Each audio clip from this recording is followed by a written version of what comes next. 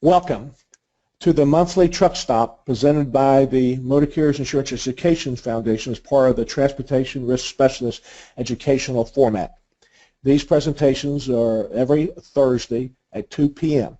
and they're topical education, information for what's happening to our motor carriers and providing insurance to the motor carriers. They're not filed for CE credit. If you're interested in CE credit, we do have webinars presented for that.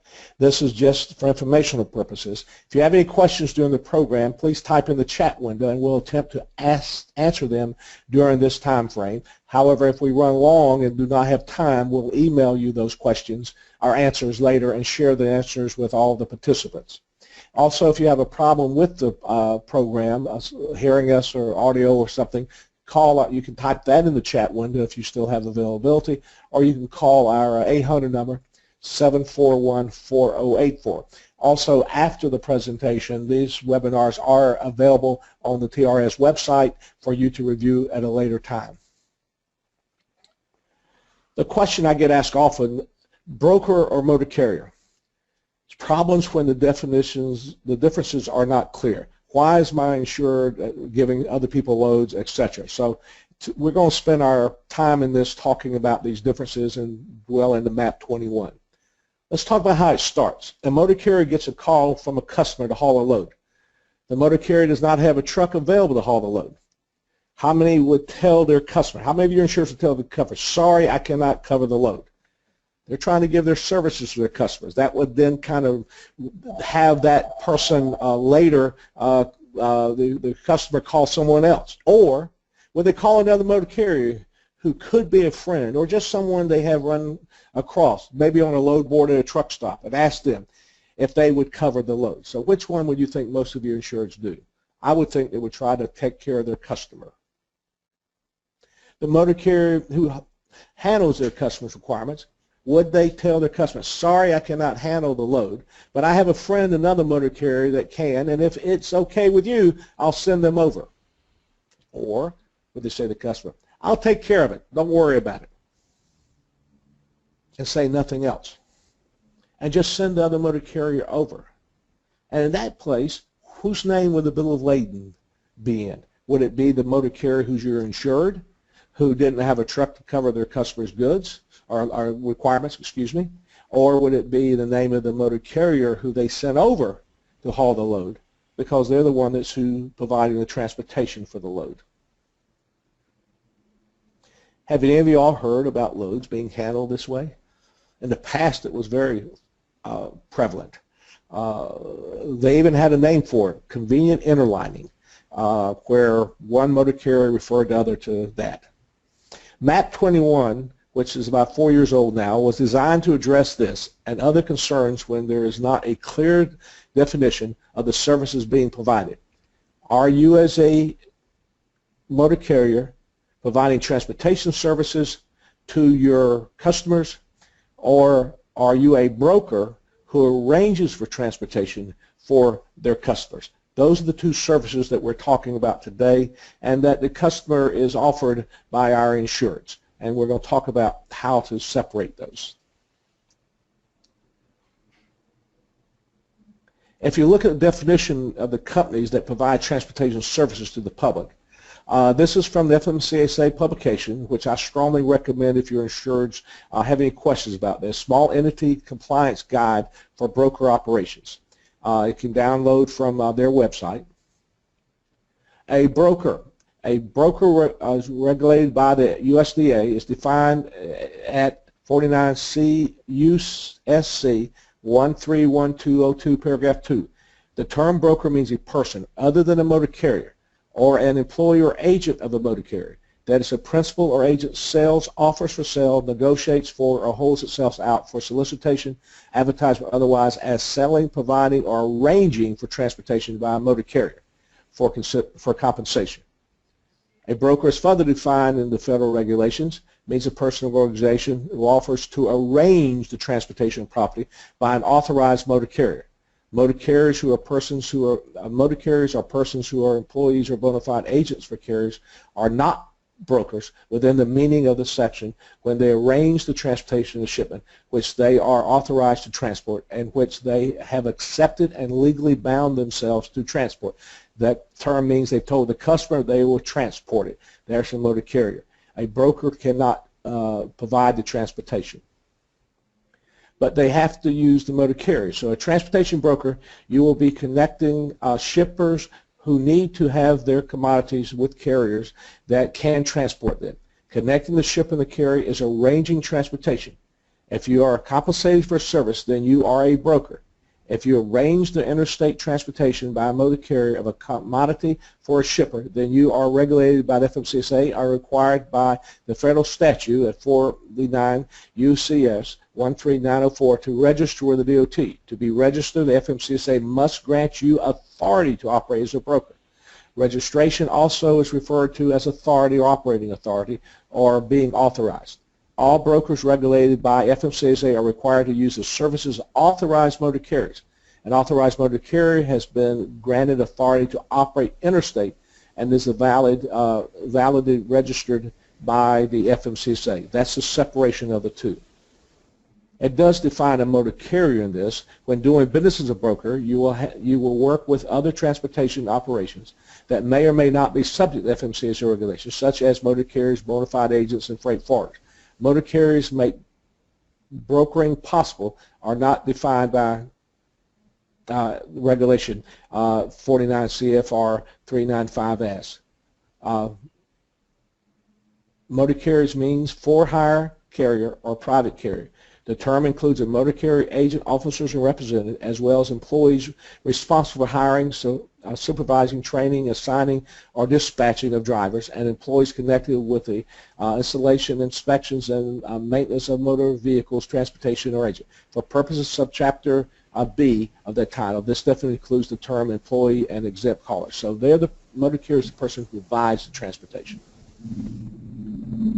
So for-hire carriers that operate interstate or foreign commerce between states, between the United States and other countries, are subject to FMCSA safety and commercial regulations, including requirements to obtain operating authority.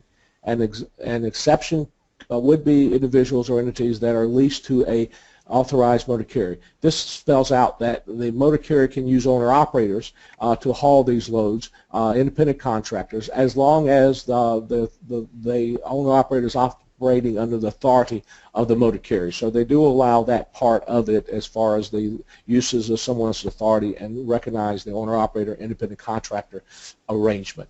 That independent operator does not have authority because they're acting on behalf of the motor carrier with authority if the lease and the is properly done. Briefly, freight forwarders is the term. Freight forwarder means a person holding themselves out to general public other than a pipeline, rail, motor, or water carrier to provide transportation of property for compensation and in the ordinary course of the business, and assembling and consolidating or providing for assembly and consolidating of shipments, and therefore perform or provide the break, bulk, and distributor operation of shipment, assuming responsibility for the transportation from the place of acceptance to the place of destination and the use of any part of the transportation as carrier subject to the jurisdiction under this subpart. So a freight forwarder, and by the way, there's a very limited none. I had Carrier Software do a search on this, and there's only about 2,500, 2,800 freight forwarders registered with FMCSA versus 550,000 motor carriers and a little over 200,000 motor carriers with authority and about 40,000 brokers. So it's a very small subset, but they provide all the services, not only the transportation and allow other motor carriers, but the part here is they assemble. They're a consolidator of loads versus an arranger of a load, but they also can arrange the transportation. So freight forwarders are required to have operating authority. So from FMCSA, they must have a filing. Their business involves interstate commerce. What makes freight forwarders similar to motor carriers is that they may employ drivers and operate equipment as a motor carrier to transport property. Freight forwarders are different from motor carriers in the way they handle the commodities they transport. Freight forwarders may receive multi-shipments from multi-points of origin and combine these shipments into one shipment going to a single destination. Freight forwarders also may take a single shipment from a single point of origin and break it into multi-shipments going to single or multi-destination. Freight forwarders also may employ motor carriers to accomplish that task. So they act both as a broker and as a motor carrier, and they recognize they operate between the various steps they have.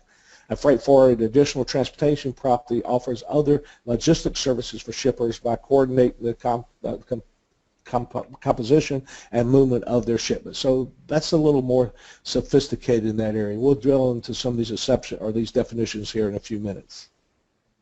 And this is where we're going here. As always, I have to call on some experts in this. And Bridgette, you are the expert that we do with J. Taylor's law firm. Will you say hello to everybody?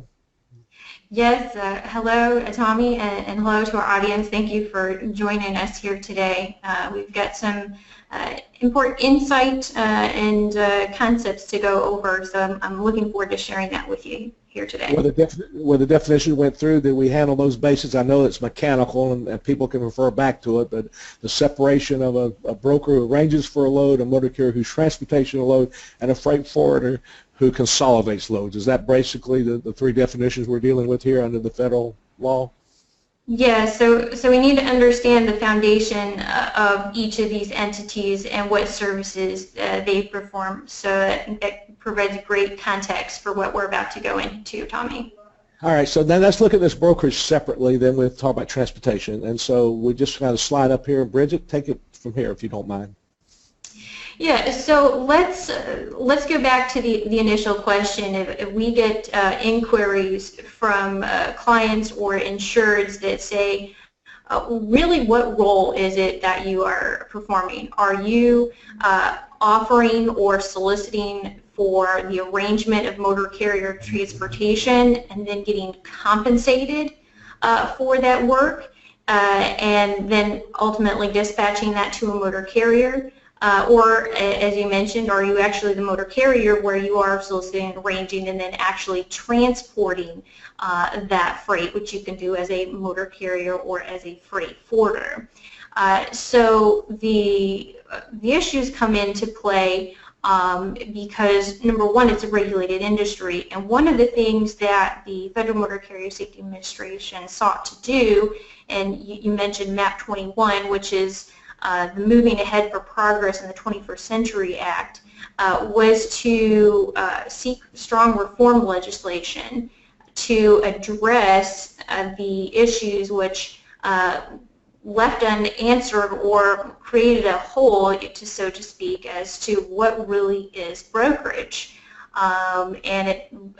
Prior to MAP 21, the consensus was that there was really too little accountability for those that were participating in interstate transportation in the role of a broker without clear identity and regulation. So MAP 21 was brought about to bring that clear focus into what is brokering. And so a quick pop quiz for you, Tommy, because you know about MAP 21 it's a very extensive legislation. Have any guess about how many pages MAP 21 actually is in length?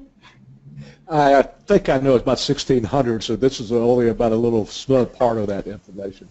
Yeah, just 584 pages. But the good news is we're only going to talk about what the brokering regulations are in MAP 21. But it is just as an aside, there's some things in that act that might not, with the new administration, not get done, because there was a study for speed limiters and there was some mandates, some other things in that might be put on hold for all this. And if I'm in those areas, am I right? That haven't been done yet. More to come for another webinar for you. Yeah, it's a whole different world, but there's other things there. But the brokerage has gone through, and this is in place, and that's the important part of this. Yes, yes. So the reason I bring that up is because as an industry, we are looking out for these regulations which do impact our clients and which do impact our insureds. Even though it is a very broad and expansive piece of legislation. So let's look at the particulars of what MAP 21 brought us. So we went over the definitions of a broker and a motor carrier and a freight forwarder. So what are the prohibited activities? And what the definition says is that a person may provide interstate brokerage services as a broker only if that person is registered in compliance with Section 13904 and has satisfied the minimum financial security requirements, which is now the $75,000 bond. So some of the questions that we get is dispatch services. So they claim that they are not brokers, but they are in fact arranging transportation. So Tommy, have you had any questions in your line that came up with, well, what is dispatch services and does that constitute brokering? I have not had that terminology presented to me, the dispatch services. I understand that concept. In fact, some of this new online services that are available now, and there's a whole industry of doing this online deal, would be considered dispatch services here. And I think some of that's not even answered yet. Is it, Bridgette, about how that's going to be regulated? Well, and that's there. So there's definitely schools of thought, two different schools of thought out there. But it goes back to, you have to look at the definition. Yeah, I think they fall under brokers, and so I see that they're going to run into some kind of a hurdle sometime down the line. But the dispatch services is something that is coming, I think, and so we'll have to see. Right. So you have to look at what is it. Let's say a company that is an insured that is holding themselves out as doing dispatch services. Well, are they offering to sell or negotiate for or hold itself out as providing for the arrangement of transportation by motor carrier for compensation? And if they're doing those things, then one would fall under the definition of broker. And if the broker or the dispatch services doesn't have the proper license, is not registered, has the bond in place, then that would be a prohibited activity under the regulation. And this is a waiving thing. Most of our motor carriers today, Bridgette, you might have to tell me this, at least the smaller ones that this audience would be providing services to, aren't this sophisticated. However, I get or have had a number of questions about these online arranging of transportation companies similar to what we find now for replacement taxis and all that kind of stuff is something that's a growth industry. And I have the same feeling that you do, that if they're arrange and load, I don't care what they say, if it's just the signing part and a way to subscribe in there, if they're handling the money and they are sending the motor carriers over to pick up a load, and then if you read these definitions, they're clearly brokering. So that's going to be something we're going to be facing, I think, in the future. I think so too, Tommy, and you hit the mark there. The key is follow the money. Yeah. If these companies are getting paid for the arrangement, whether it's negotiating or advertising, marketing, their arrangement of motor carrier services for compensation, then they're clearly subject to the regulation, and penalties can follow for not following the regulatory requirements.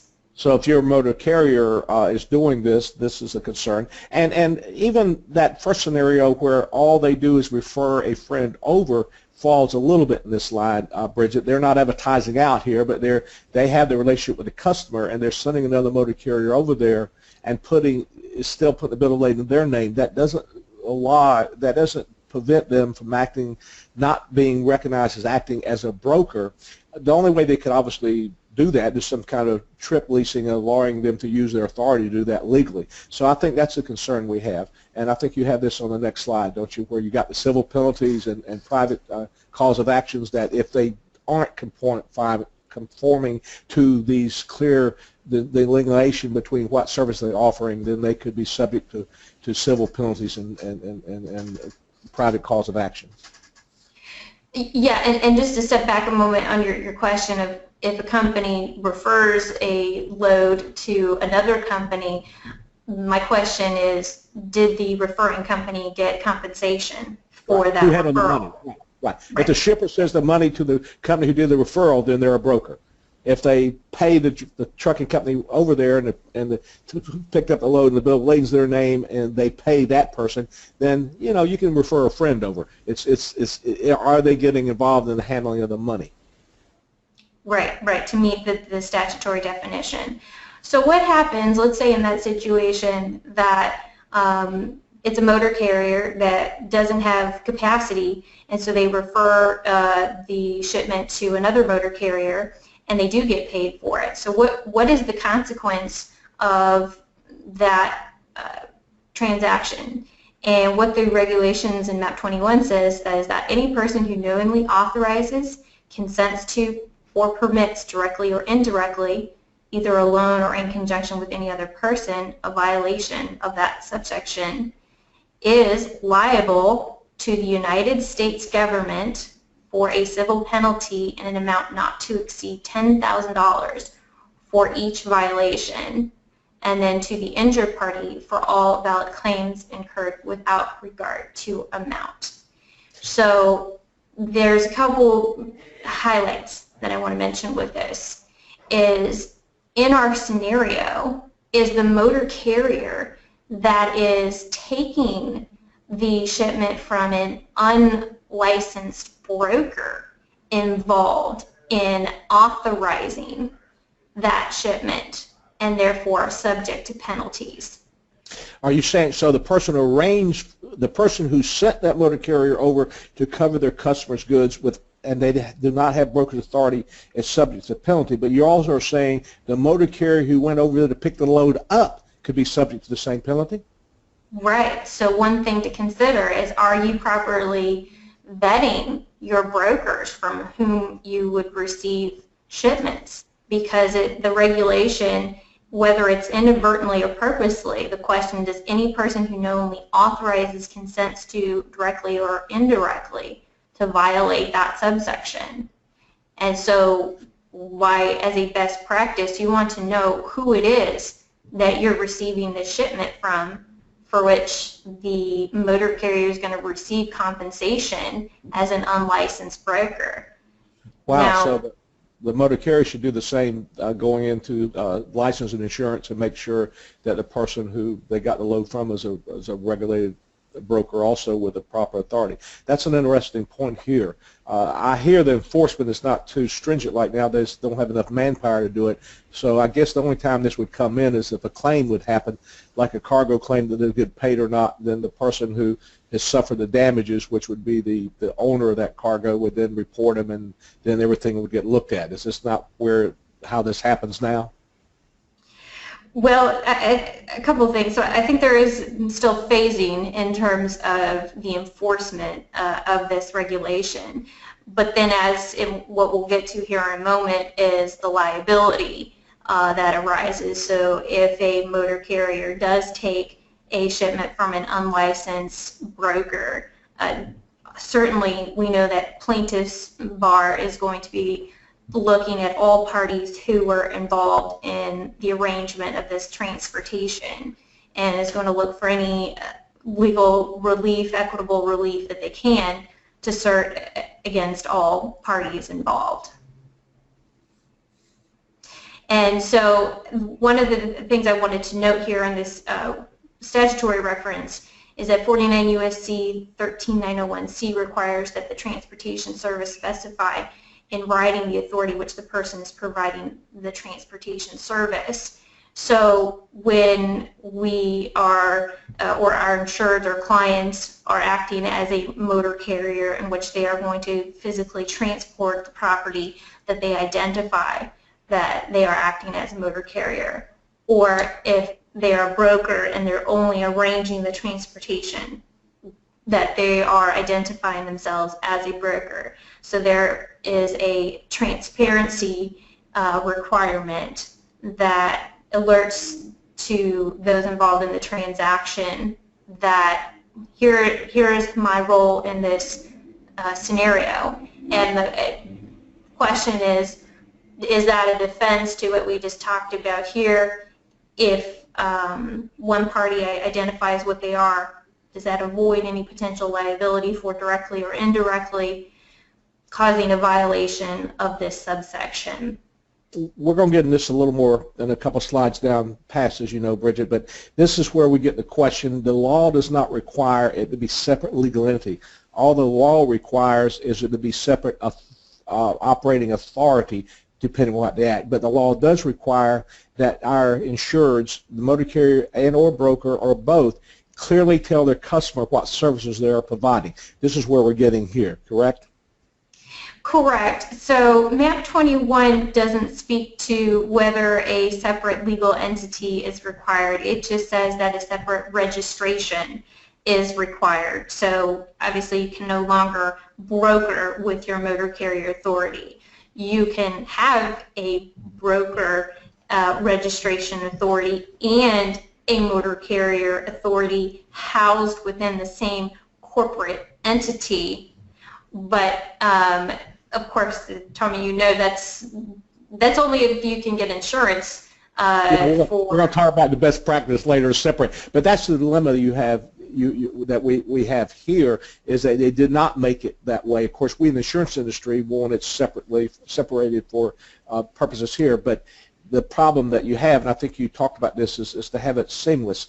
They need to. They need to make sure, and this is the first part. If your insured has both, they've got to change their contract with their customers from a motor carrier customer shipper contract to a broker shipper contract. They got to have some acknowledgement in that dealings, and even back on the bill of lading. Clearly, that's the confusion thing, because if you're a broker and a transportation company, the same legal entity, then the carrier shown on the bill of lading would be your name that would be having both authority, and that's hard to sort out at claim time. So there's some difficulties, practical difficulties in wanting to be separated. But the key part here is, at least here, is our insurers need to be careful about the services they're providing to their customers and make sure the paperwork spells out, am I providing transportation or am I providing brokerage? Is this not what the bottom line we're getting here too? Yes. So if we move to the next topic, we've touched on the liability of parties. So what the MAP 21 provides is the liability for civil penalties and for claims under this section for unauthorized brokering shall apply jointly and severally to any corporate entity or partnership involved and to the individual officers, directors, and principals of such entities. So this is a very significant penalty that Congress wrote into this provision, because now not only does it tie to the corporation itself, or if it's a limited liability partnership, but to the ownership. And so that if the company is engaging in this unauthorized brokering, the $10,000 penalty, which we talked about a moment ago, for each violation can be assessed not only against the corporation, but also to the individuals, owners, directors, and principals of that corporation. So this would fall where, if that first scenario where we started, where the trucker sent another trucker over to haul a load on behalf of their customer without this saying that without brokerage authority, they're subject to this. But by the same token, if they tell their customer they're going to do the transportation services, even though they got brokerage authority, and don't tell the customer they're brokering the load, they could be subject to the same penalty? So in your situation, if what this speaks to is for claims under the section for unauthorized brokering, so I think it could generally be construed broadly.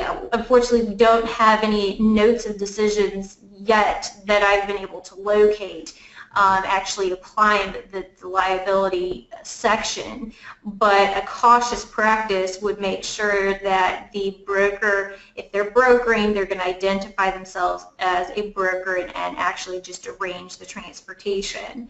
If they are a company that has both brokerage authority and motor carrier authority in the same company, that they identify to the company that they're going to, if they're going to actually physically transport it, that they are the motor carrier. And so transparency is key when working with the insured's customers in these services that they are providing. This last sentence you have on the slide, an authorized broker subcontracts with an unauthorized broker. That's double brokering. Is that where you're getting, which means they call up a motor carrier to haul the load, and then that motor carrier lets another motor carrier haul it? Is that what we're trying to get here? Right. So what happens, this is just one particular scenario where you have an authorized broker that arranges for transportation, and let's say they have a co-broker agreement, and that co-broker, however, maybe they fail to maintain their surety bond, and therefore they're not qualified to arrange transportation. So under the liability component, as well as the violations of prohibited activities, does that person then consent, either directly or indirectly, with a violation? And I think that I believe the answer to that question would be yes. They need to make sure any broker who contracts with another broker vets that broker to ensure that they are actively registered and maintain their minimum financial surety bond. Great. You put some traps together here. Let's go through these. All right, so bearing in line with what we've talked about here, so the question is, a motor carrier freight forwarder accepts a load from an unlicensed broker. So it's similar to the situation we just talked about, where only in the other case it was a broker. There, I think that a broad construction of this statute of any person who knowingly authorized, consents to, or permits a violation could be liable as well. The next situation, a motor carrier freight forwarder accepts a load from a motor carrier without broker authority. What if it's a freight forwarder? Is that permissible? So if a motor carrier accepts a load from a freight forwarder, we talked about the definition of a freight forwarder. They break bulk, they consolidate, they can also arrange for the transportation. So that would be permissible. But what is not permissible is where you have a motor carrier accepting a load from an unlicensed broker or from a carrier acting only as a broker and without separate brokerage authority. Like you said in your initial opening question, is motor carrier doesn't have capacity, so they say, well, don't worry, I'll take care of it, and they dispatch it to another motor carrier that does. Or what about a situation where you have companies that are affiliated? Maybe you have a broker that's owned by the same individual and a motor carrier that is owned by the same individual. Two separate legal entities. A motor carrier has a contract with a customer, and the motor carrier is out of capacity and therefore tenders that load to its brokerage division to arrange the transportation. Is that a violation of MAP 21? Well, nope. Is the motor carrier getting compensated for the arrangement of that transportation? It's certainly holding itself out and soliciting for that shipment. So we have to be very careful when we have situations with companies, closely held companies, that may work closely with one another to ensure that they are not conducting brokerage activities in violation of this section. Let me paraphrase that part, because I think that's a very valid point here, because we have some with both. What you're saying is that if they were out of capacity, the motor carrier could let their brokerage department arrange for that load, but they've got to tell the customer they're doing that, and the payment needs to be to the brokering company, not to the transportation company. Correct, because if the motor carrier gets compensated under that contract for that shipment, number one, it didn't identify, or under the scenario, it didn't identify its service as acting as a motor carrier, and then it got compensated even though it didn't perform the physical transportation of that movement. So that would result in a violation. Okay. The warehouse. So, moving on to the next example, where a merchant agrees to ship to a retailer shipment and gets paid for arranging the transportation by motor carrier. So something one may not necessarily think of if they're offering goods and services for sale and they have a retail store that they want to get this shipment to, then they get paid for the arrangement of that motor carrier service. Seems to me that that would fall under the definition of a broker getting paid compensation, in which case the civil penalties and violation would ensue. Would this depend on when the ownership of the property transfers to? Because I just ordered something for Amazon. Of course, they deliver it or they ship it. They don't have brokerage, but they're having their own product broker. That'd be an interesting scenario. I guess if they do it. Yeah, it's other than a motor carrier. A broker is a person other than a motor carrier, an employee or agent of a motor carrier that, as a principal or agent, sells or offers to sell that motor carrier's service and gets compensation for it. So if they retain some of that shipment part and it wasn't a true cost pass-through, that would where the problem could be, then you're saying. Correct. So the merchants agree to ship. Being Amazon Prime, it's free, but that's what we're talking here. If they make money on that shipment, okay. Or any other wholesaler, distributor of a product, are they making compensation on arranging those services? So if they are, then it would be best to have then they would be required to have a brokerage authority to avoid any violations of MAP 21. Similarly, a warehouse that arranges transportation by motor carrier to distribute shipments, is the warehouse receiving compensation for that work? And if they are, then it would fall under, again, a broker other than a person, other than a motor carrier that's arranging for that transportation, leading to the imposition of either violating the regulation. So we're talking about following the money. If you get paid to arrange transportation, then you have to either be a freight forwarder or a broker.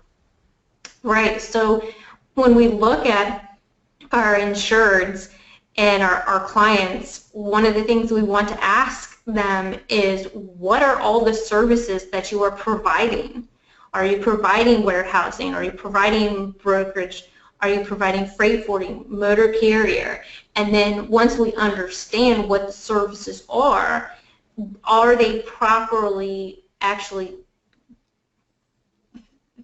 fulfilling those services within the correct corporate entity with their necessary license and meeting their minimum financial security requirements to avoid such violations in MAP 21? And in addition to that, they must tell the customer which services they're providing at that particular time and make sure that's transparent also. Right. And so we get into these situations where it may not be.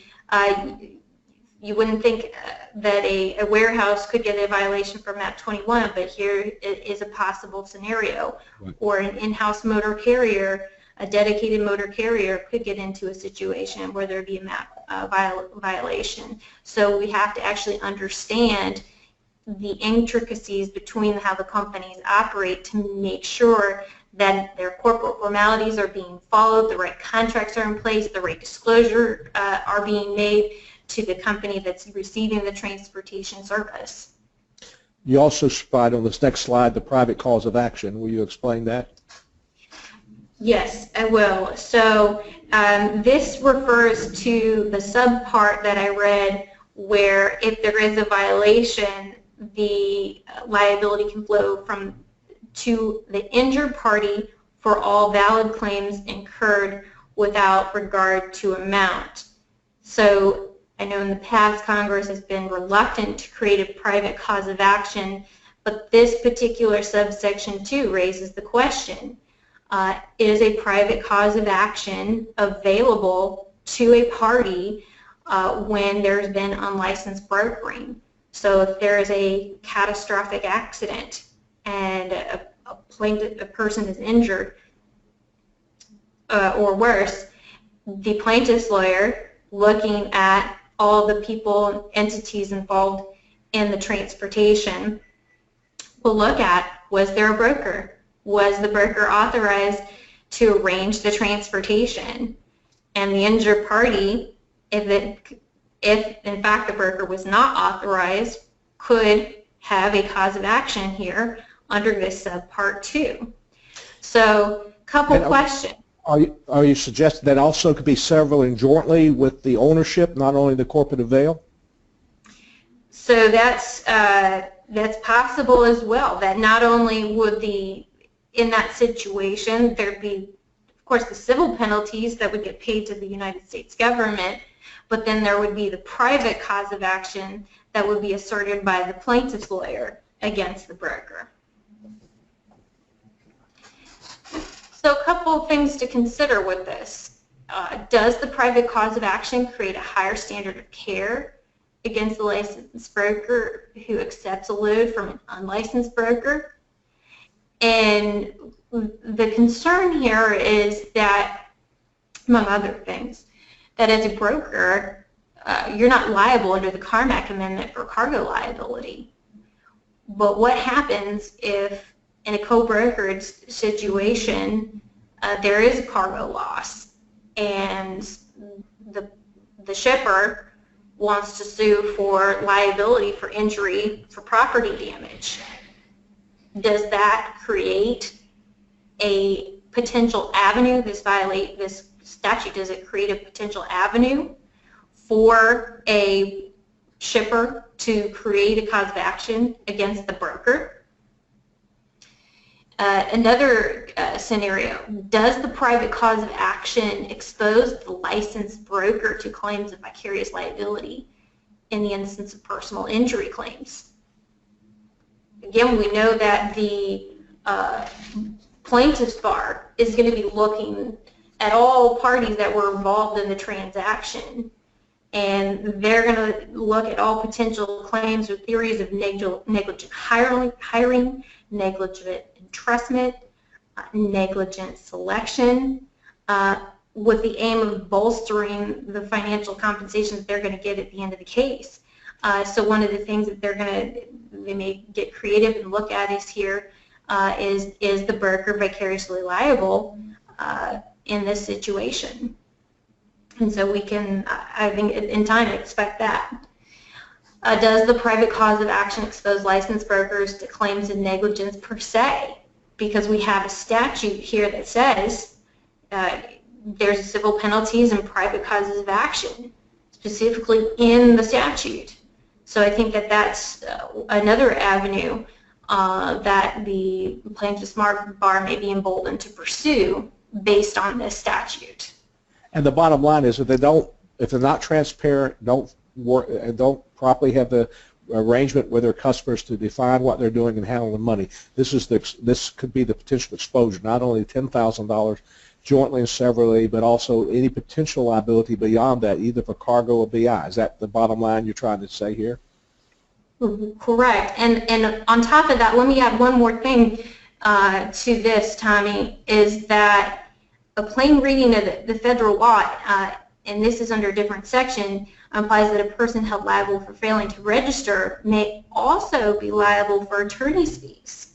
And this is under 49 U.S.C. 14704, subsection A, Part 2. That's the plaintiff's attorney fees. Possibly a carrier or broker providing transportation or service subject to jurisdiction under what we know as Chapter 135 is liable for damage sustained by a person as a result of an act or omission of that carrier or broker in violation of that part under 49 U.S.C. 14704E. The district court shall award reasonable attorney fee under that section. So we talk about what the exposure is when you have brokers that are arranging transportation, and particularly if they're not properly licensed, or a motor carrier that is doing illegal brokering under MAP 21, the consequences, like we just mentioned, are significant, not only to the operation, but the exposure for the companies, the individuals, and as well as what could result if a lawsuit ensues and a plaintiff's attorney picks up on this statutory provision that I just referenced. I would only bring one point. Is there such thing as a reasonable attorney fees? We'll go to the next slide.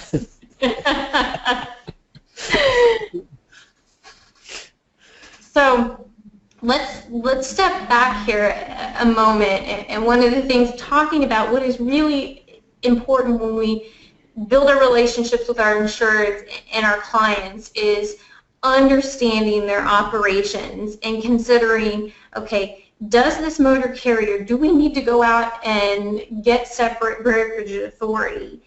So a couple questions, we want to ask, how much freight can the insured or the client expect to be handling for particular customers?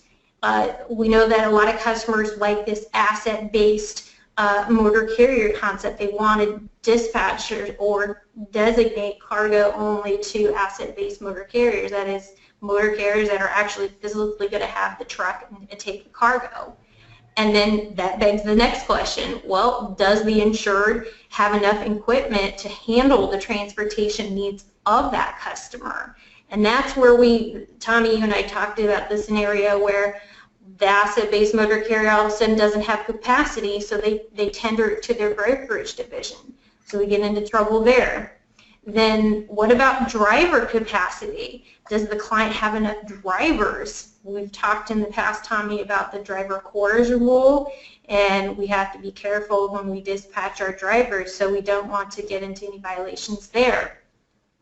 And whether there will be any freight imbalances such that what if there isn't enough equipment to get from one point to another.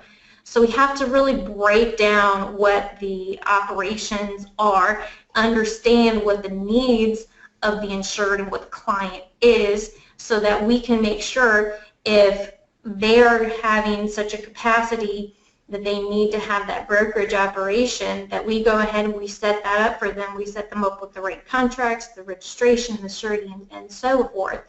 So that's, in many cases, maybe the path of least resistance.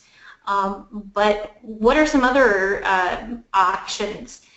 Well, trip leasing, if they can take maybe a part of the cargo and physically transport it, or they offer it through their own brokerage license.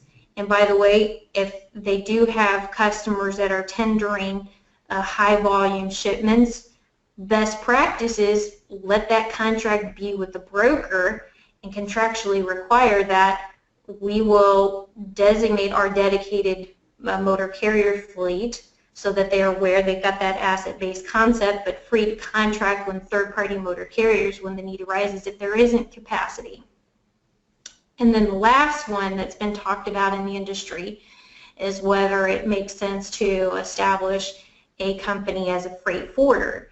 We talked early on about what the definitions are of a freight forwarder. They can do part of the arranging, but I'm sure Tommy, as the audience knows, is when that application for insurance is sought for a freight forwarder, what are the underwriters going to be asking questions about? Well, is this truly a freight forwarder? Do they break bulk? Do they consolidate? Do they have equipment? Are they providing transportation services as well? And is that something that feasibly fits into their operation such that they truly are a freight forwarder. So the one point, excuse me, the one point I also made out when a few people came back as a solution to MAP 21, the big problem with the freight forward is a freight forward is considered a motor carrier and requires a 91X filing unless they sign an affidavit that they don't own any equipment. Clearly, if the brokerage company does not have that in a separate legal entity, they cannot sign the affidavit. And I have no insurance company who's going to make a 91X filing on behalf of a freight forwarder when they would be primarily responsible for all those loads that are hauled by somebody else. That's the real hang up here. That's exactly right, Tommy, is that what really is the risk involved, because you may not know all the potential third-party motor carriers that are going to be transporting that freight and implicating that authority. Where a broker does not have the liability filings or cargo filings. We'll talk about that in a few minutes. That's the big difference between those two. Let's move on. Let's talk about the due diligence. Yes. So how do we protect our insureds and our clients from these violations? Again, this is entities that can come within the reach of knowingly authorizes consents to or permits directly or indirectly with any other person. So what can we look for? Well, let's identify, let's break apart the operations.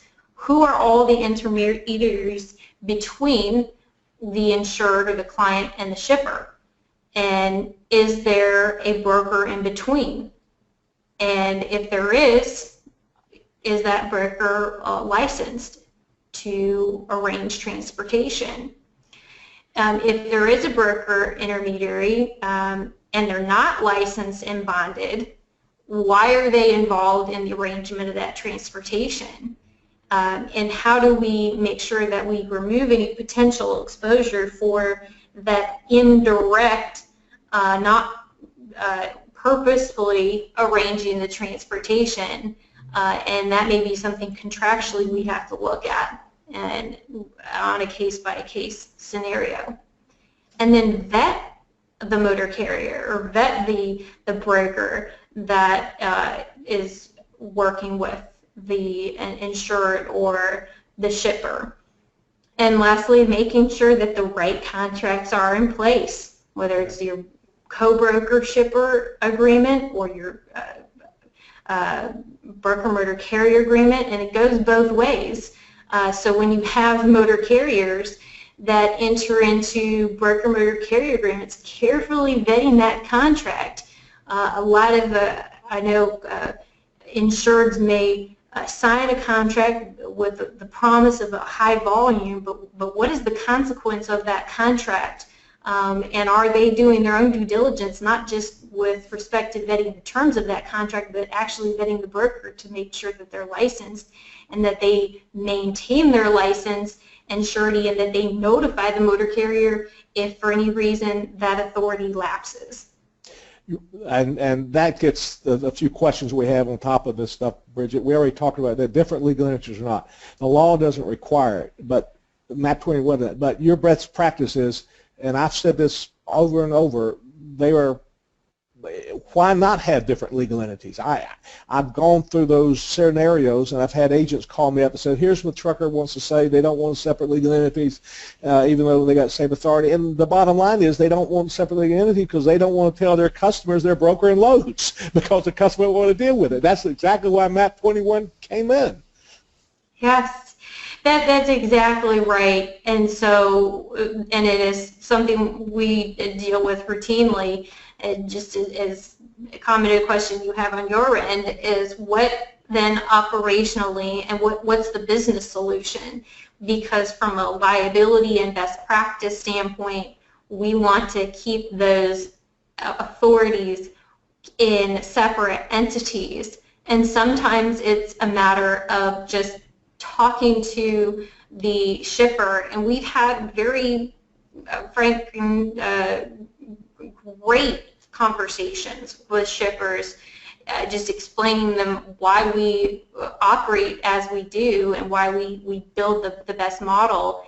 And once they understand the purpose behind the structure, then they accept that form. But sometimes it's just a matter of talking to them and outreaching to the customer.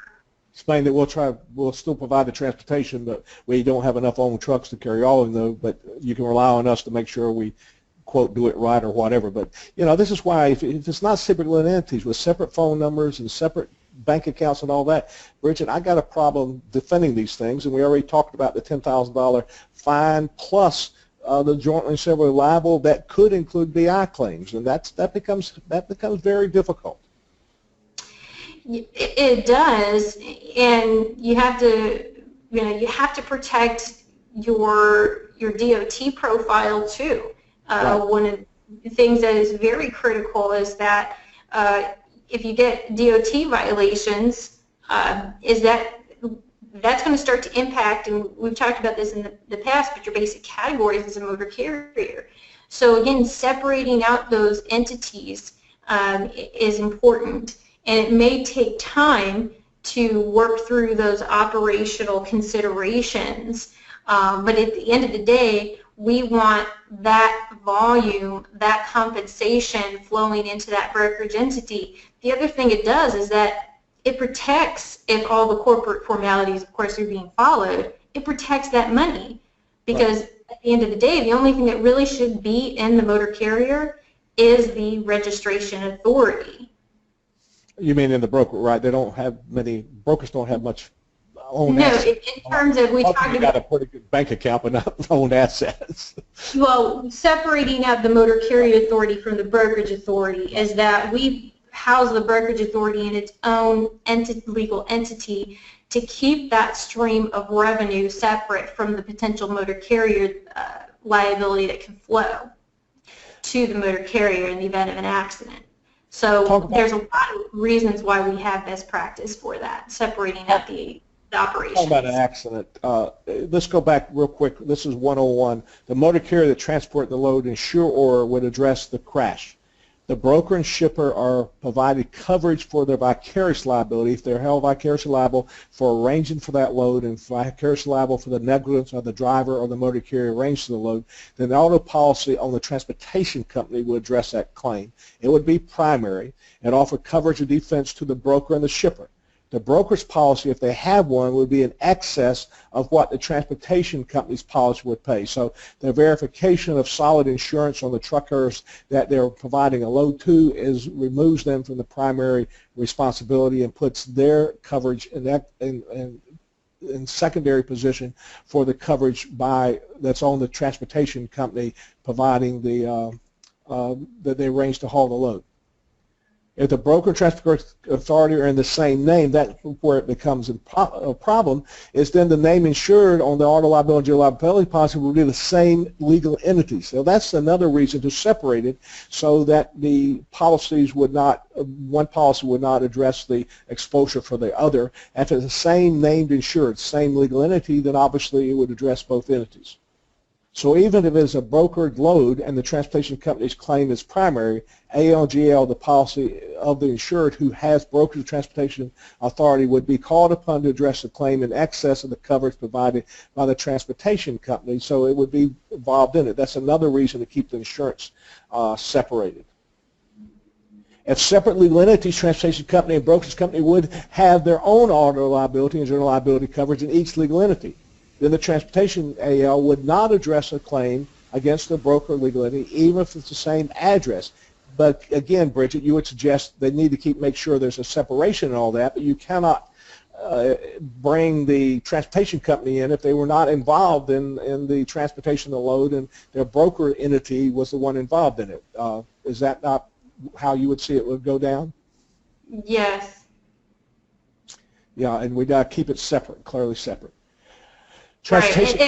The key is that you don't want one company to be considered, it's called alter ego, an alter ego of the other, so that there would be the same liability could attach to both entities. And this is why you need helpfully have separate, I'm not talking about physical address, but email addresses and bank accounts and things like that. Is that not? Well, I would go and separate the entities as much as possible, not only with physical address, But yes, also fax number, email, phone numbers, utility bills, all of that should be maintained. There should be, and we could talk a lot more about that, but in essence, one company should not be financially dependent on another company, and they should have their own principal place of business and their own contact information. Cargo is another consideration. Obviously, the transportation company's cargo policy will address the cargo claim.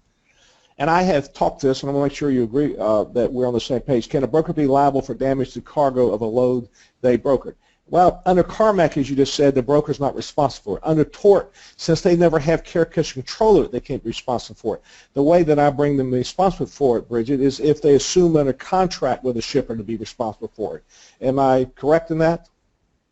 Right. So the CARMAC, if the CARMAC applies because it's an interstate shipment, then the any other common law claim should be preempted by the CARMAC amendment. And the only carve out to that would be if it was assumed in the contract with the broker. A lot of people, when I do this, don't know what a $75,000 bond is. It's put in there, and the pressure was this for shippers because what it pays, and the only thing it pays, is if the broker does not pay the transportation company the amount of money due for transporting the cargo. That's all it pays. It doesn't pay anything else. So this is a payment bond to guarantee the trucker will be paid for hauling the load arranged by an authorized broker. And so and I see these claims only coming in when the broker is a scam operation and or there's a dispute on the delivery and the trucking company doesn't think they delivered it all, but they don't have a clean receipt, and the shipper doesn't pay the broker, and the broker says, I'm not going to pay you because you don't have a clean receipt, then this bonding mechanism might come out and handle those disputes. The broker can screen the transportation company they arrange to haul the load. How much depth do you think they need to screen in, Bridgette? Give some, we about out of time, but real briefly, what do you think the broker needs to do to make sure the transportation company is qualified to haul the load on their behalf? What do you recommend to your clients? Well, first and foremost, the Federal Motor Carrier Safety Administration is the entity that is responsible for vetting motor carriers and making sure that they are authorized to run a shipment and transport property. So first off is we defer to the FMCSA in all circumstances for a motor carrier to provide the service they are. But separate from that is best practices for a broker. And we would recommend the implementation of a motor carrier selection policy. And the motor carrier selection policy is fairly simple, though it does set out the instructions for the verification process of making sure a motor carrier is licensed, insured, with the minimum financial security requirements, and does not have an unsatisfactory safety rating. And I hear you and others saying that you don't want to go much more than that. The CSA stuff is hard to do, and right now what we're relying on is to as long as they're not unsatisfactory, the government says use them, and that's the defense that you're trying to give brokers today, is it not? Correct. If a broker takes on more screening and vetting than relying on the Federal Motor Carrier Safety Administration and their procedures, it begs the question of, does the broker uniformly vet all motor carriers the same way? Are they taking on an additional standard of care that would subject them even more likely to negligent hiring claims? And we get into the battle of the experts as to how much due diligence is required, and so that is why we defer back to the FMCSA is what regulates the motor carriers and tells the public and tells these brokers, yes, they're authorized, they have their financial security in place, and they don't have an unsatisfactory. And to the end, the checking part, and we have carrier software can help do with this if you're interested in this, and basically check to make sure that the motor carrier's authority has not been revoked, has not been made inactive, and the insurance is on file, and do very little beyond that part of it is what we're saying here. Now the broker's going to require, insurance require. They look at AL, but they look at the filing. They always require cargo. I don't know how many brokers require GL. But work comp. If you're dealing with a broker, there are some weird cases out there, particularly in North Carolina, where a broker was deemed the employer of the motor carrier they brokered a load to. So you need to be real careful to make sure that the insurance requirements are met, and comp could be a consideration.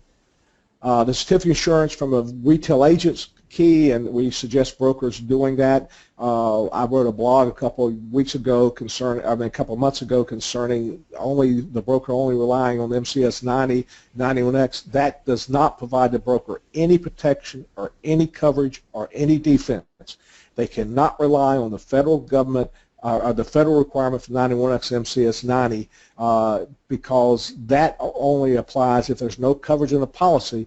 That only applies to protecting the public against the motor carrier, period, not the broker, no defense. So be real careful of that. And again, we already talked about the CSA scores probably are something that the broker should vent because of just the total not understanding that, and just a satisfactory rating should be enough. Bridgette, we don't have time for going to the carrier broker's agreement, but they can contact you if they have any questions, and you would look at help their customers separate these things. And I know you do this as your practice. You want to spend a couple seconds about that, and then we'll end this webinar.